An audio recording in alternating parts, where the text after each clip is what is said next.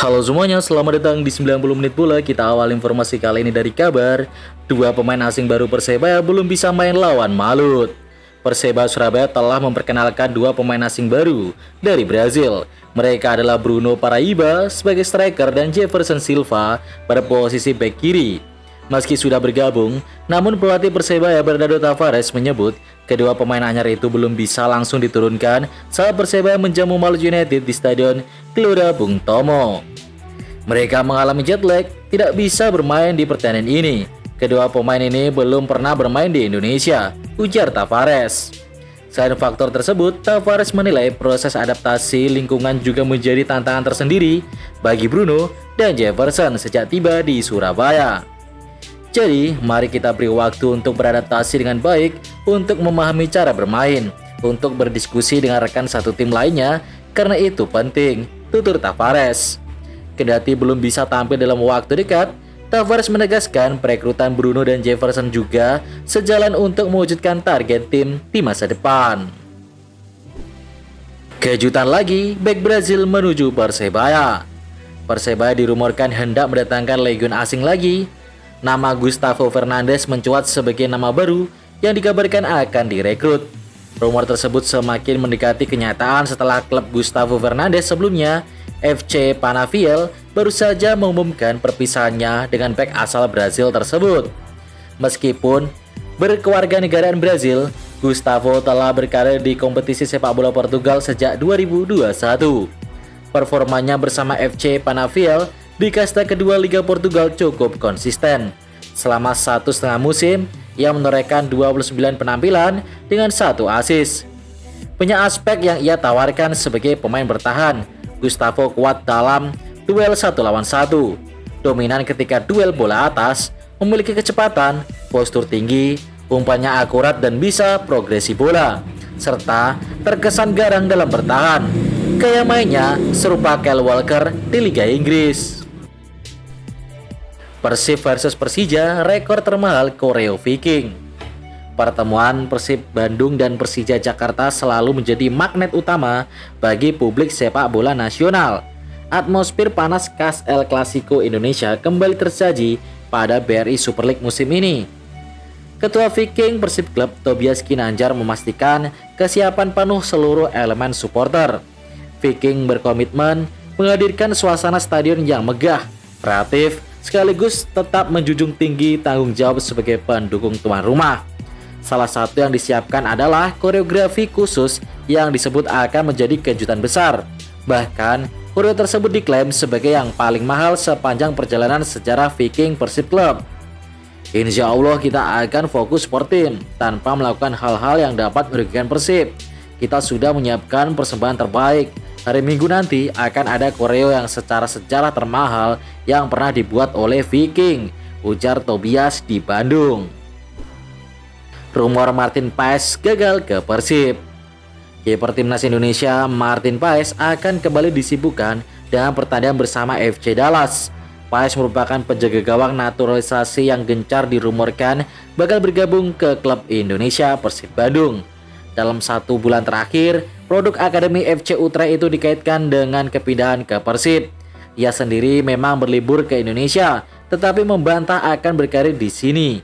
Di level klub, Paes memasuki musim keempat bersama FC Dallas. Musim 2026 menjadi kesempatan bagi pemain keturunan Kediri itu untuk merebut kembali status kiper nomor 1 di Dallas. Paes sendiri telah mengunggah berbagai gambar bahwa dirinya sudah berada di Amerika Serikat. Kepindahan ke Persib Bandung atau klub Indonesia lain harus menunggu lebih lama lagi. Dalam 24 jam terakhir, Martin Paes mengunggah 26 Instagram Story, semua untuk membuktikan dia di AS, tulis Persib_World_TX. Persija Jakarta pinjamkan 3 macan muda. Persija Jakarta tampak mengalami kelebihan pemain muda, sampai-sampai meminjamkannya ke klub Super League dan Championship. Persija memang memiliki akademi yang rutin bersaing di papan atas Elite Pro Academy. Tak heran, Akademi Macan Kemayoran belakangan dijuluki La Masia-nya Indonesia. Salah satu bukti melimpahnya pemain muda yaitu keputusan meminjamkan 3 pemain muda pada bursa transfer Januari ini. Tiga pemain tersebut semuanya berlabel Timnas Junior Indonesia, yaitu Afrianto Niko, Vigo Denis, dan juga Jehan Pahlevi. Arema FC, nasib Marco Santos di ujung tanduk. Arema FC akan menjamu Persik Kediri dalam derby Jawa Timur di Stadion Kanjuruhan Kabupaten Malang, Jawa Timur pada Minggu 11 Januari pukul 15.30 waktu Indonesia Barat. Pekan ke-17 kompetisi Super League 2025-2026 itu akan menjadi pertaruhan utang janji pelatih Marco Santos yang menjanjikan kemenangan di Kanjuruhan. Apalagi duel ini menjadi laga krusial karena merupakan partai terakhir bagi kedua tim sebelum menutup putaran pertama musim ini. Laga syarat gengsi tersebut diprediksi akan berjalan ketat.